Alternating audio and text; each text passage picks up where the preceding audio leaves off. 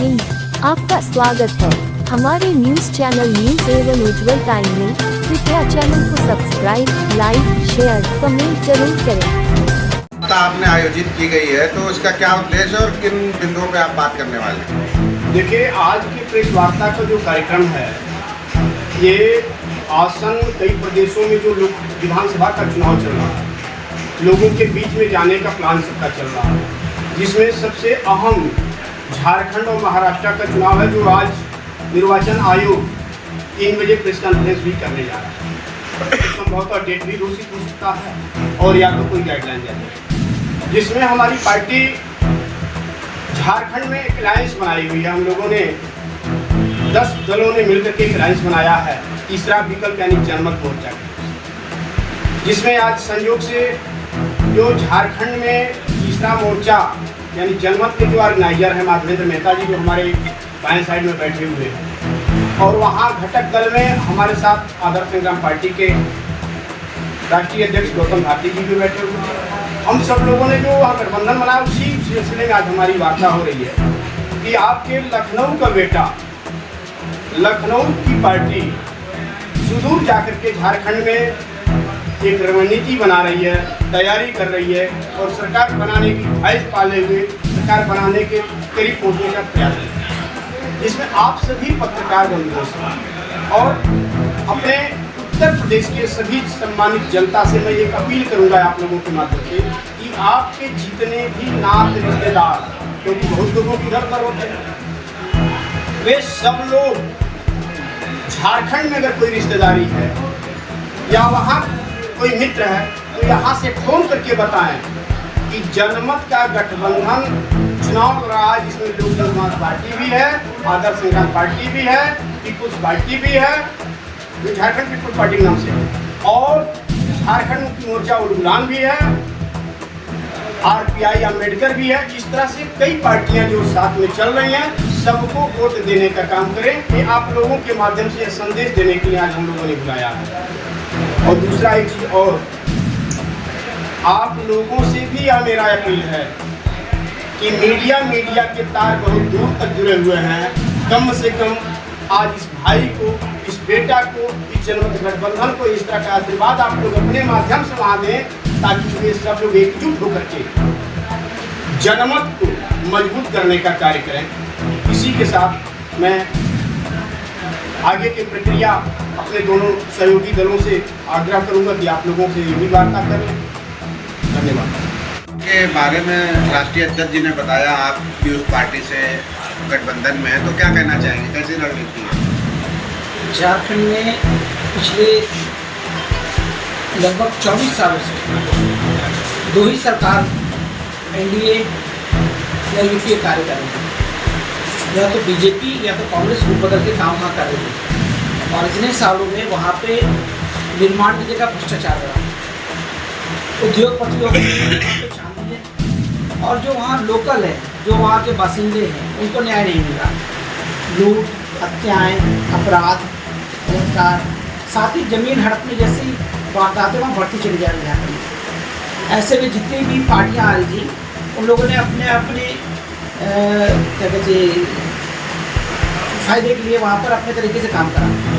पर जनमत का विचार लाने के लिए सूर्य सिंह बिश्रा जी और हमारे बीच मौजूद हैं मानवेंद्र जी, इन्होंने एक तीसरा मोर्चा बनाने का विचार करा, और तीसरा मोर्चा का विकल्प तैयार करते हुए इन्होंने उत्तर प्रदेश और झारखंड की कुछ पार्टियों को आमंत्रित करा, जिसमें हमारे उत्तर प्रदेश से 2 पार्टियाँ, लोक जन समाज पार्टी और आदर्श संग्राम पार्टी झारखंड में गई, और झारखंड की बाकी 8 पार्टियों ने मिलकर के जनमत का निर्माण किया। जनमत का कार्य ये है कि वहाँ पर अब तक जो करप्शन चल रहा था, जिसमें कोई लगाम नहीं लगा रहा था, या कोई 1 या 2 पार्टी राज कर रही थी, यदि वहाँ कोई एक पार्टी बोलती तो उसको खत्म कर दिया जाता, उसके अध्यक्षों के ऊपर हमला हो सकता था। तो जनमत अब एक साथ 10 लोगों के साथ अगर बोलेगी तो इस पर यह प्रभाव नहीं पड़ेगा कि किसी एक पार्टी के अध्यक्ष को हमला करके खत्म करा जा सके। तो जनमत का पहला कार्य ये कि हमने राजनीतिक तौर पे जो राजनीतिक दल है उनको सुरक्षा आवरण मिला। जनमत में शामिल हर एक पार्टी अनुभवी है अपने कार्यक्षेत्र में। वहाँ महाराष्ट्र की भी एक पार्टी आरपीआई, वो भी वहाँ शामिल है। साथ में स्वयं सूर्य सिंह बिश्रा जी की पार्टी, जो कि वहाँ पे विधायक रह चुके, उन्होंने झारखंड अलग कराने के लिए आंदोलन करा, वो उसके मुखिया के तौर पे काम कर रहे, उनके मार्गदर्शन में जनमत से हम लोग आगे बढ़ रहे हैं। तो मेरा ये कहना है कि जनमत के लिए मैं सबसे निवेदन करना चाहता हूँ, अगर ये मेरी झारखंड तक जा रही है तो झारखंड का कोई भी नागरिक जो भ्रष्टाचार से परेशान है, वहाँ पे प्रदूषण है, लोगों को कोयले की वजह से लंग्स की बीमारी, बहुत सारी बीमारी जो वहाँ की सरकार की दी हुई है, सरकार की मनमानी की दी हुई है। वर्तमान सरकार वहाँ पे सिर्फ लॉलीपॉप के रूप में तमाम योजनाएं दे रही, महिला सुरक्षा और स्वास्थ्य के नाम पे केवल धोखा देती है। तो मेरा कहना है कि जनमत का कोई भी कैंडिडेट अगर आपकी निगाह में आता है, वहाँ के झारखंड के निवासियों की निगाह में आता है, तो उनको वोट दीजिए, क्योंकि आपके झारखंड के विकास के लिए, वहाँ के डेवलपमेंट के लिए वही काम कर पाएंगे, क्योंकि वो प्रशिक्षित विधायक के तौर पे आपके बीच में उतरेंगे। क्योंकि हमारे जनमत का हर कैंडिडेट प्रशिक्षण दिया जाएगा, किस तरह से वो कार्य करेगा, किस तरह से जनता के बीच में जाए और सदन में कैसे उनके लिए नए नए मुद्दे ला करके वहाँ की मदद करें। यही मेरा झारखंड के निवासियों से निवेदन है और मीडिया से ये निवेदन है कि मेरी ये खबर झारखंड तक पहुँचाई जाए। जी, क्या कहना चाहेंगे आज की प्रेस कॉन्फ्रेंस को लेकर? सबसे पहले तो सभी पत्रकार बंधुओं को जोहार, झारखंडी जोहार।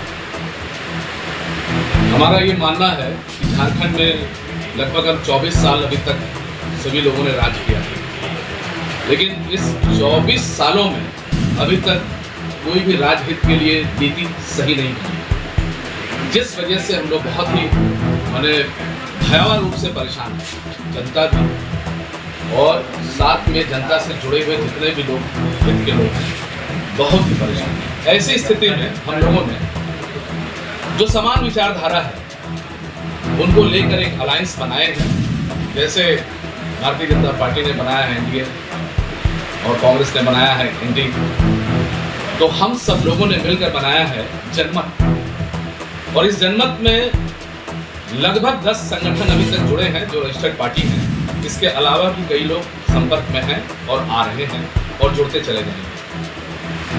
संयोग से आज हम लोग 3 पार्टी यहाँ आपके सामने बैठे हैं, आदर्श संग्राम पार्टी, लोक जन समाज पार्टी और झारखंड पीपुल्स पार्टी के बातेंद्र मेहता जो अपनी पार्टी के केंद्रीय प्रवक्ता भी हैं।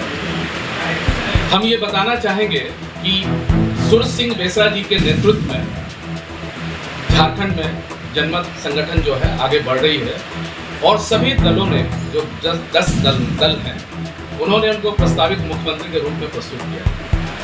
सभी ने उनको काबिल और योग्य माना है, क्योंकि अभी तक जितने भी मुख्यमंत्री बने हैं उनके पीछे कुछ ना कुछ घोटाला जुड़ा हुआ है, शुरू से लेकर आज तक। यहाँ तक कि आपको जानकर बड़ा हैरत होगा कि भारतीय जनता पार्टी ने माननीय रघुवर दास जी को राज्यपाल बनाया है, लेकिन हमारे यहाँ एक कहावत चला हुआ है कि उनको इनाम नहीं मिला, सज़ा मिला, क्योंकि 6 साल का जो सज़ा है, इस सज़ा में भारतीय जनता पार्टी पेंच में फंसेगी नहीं और जो है चुनाव वहाँ आसानी से निकल जाएगा। तो इस तरह से सभी मुख्यमंत्री के अपने अपने कार्यकाल में उन्होंने घोटाला किया, उसको दोहराने की जरूरत नहीं है। और हम जो 10 पार्टी मिलकर जो एक मैनिफेस्टो बनाए हैं, ये मैनिफेस्टो जो है माननीय मुख्यमंत्री जी ने वहाँ प्रेस कॉन्फ्रेंस करके उसको प्रस्तुत किया है। इसमें 83 पॉइंट है और झारखंड की तमाम नीतियों पे इस पे है।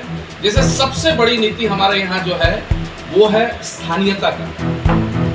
जैसे आपको अभी हम कह सकते हैं कि आप यूपी के हैं, आप अपनी पहचान बता सकते हैं, महाराष्ट्र वाले मराठी बता सकते हैं, गुजरात वाले गुजराती आइडेंटिटी बता सकते हैं, लेकिन हम झारखंडी लोग अपनी पहचान नहीं बता पाते हैं, जिस वजह से हम लोगों ने सबसे पहले एक निजी ड्राफ्ट माननीय सुर सिंह बेसरा जी ने बनाया है स्थानीय नीति, जो 1932 के मांग पे चल रहा है और उनको उन्होंने खारिज किया है।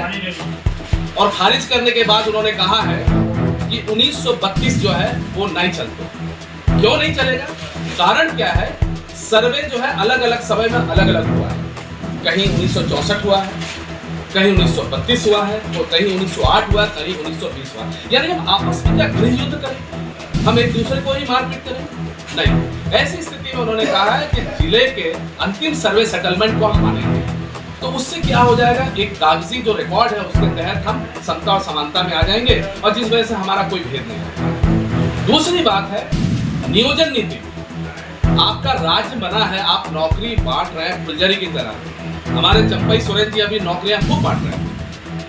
अब फुलझड़ी की तरफ नौकरियां तो बांट रहे हैं, लेकिन नियोजन नीति आपने कहाँ बनाया?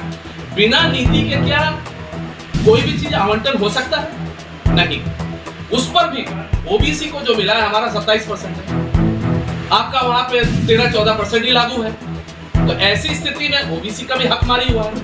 तो जब हकमारी है, नियोजन नीति बना ही नहीं है, तो आप नौकरी कैसे देंगे? या हम कैसे किसी पे दबाव दें कि आप हमारे लोगों को स्थानीयता को 75% या 80% या 90% रखें? वो रखेंगे ही नहीं, क्योंकि आपकी नीति नहीं बनी। तो माननीय बेसरा जी ने उन्होंने आरक्षण नीति भी बना दिया है। अब देखिए, सरकार का जो काम है वो ना करते हुए वो नहीं कर रहे हैं, और इन्होंने सरकार से बाहर रह के आरक्षण नीति भी बनाया, नियोजन नीति भी बना दी है, स्थानीय नीति भी बना दी है।